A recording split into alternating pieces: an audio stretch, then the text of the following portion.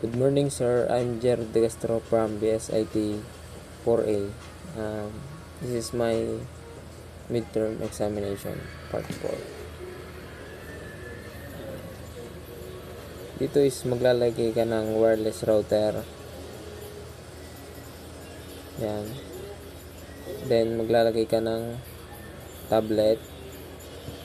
Dito, maglalagay ka ng tablet. Tas 3 smartphones.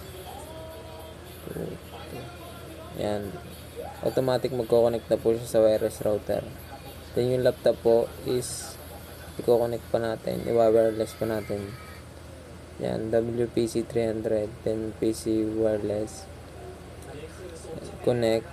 Antayin lang natin dito lumabas. Then yan, click connect. Then yan, nakakonect na po siya. Wireless na po siya. Yan, laptop. Yan. Desktop, PC wireless. Then connect. Lalabas na po dito. Yan, then click connect. Nakakonect na po siya dyan. Then try po natin. Laptop, papunta smartphone. Click play.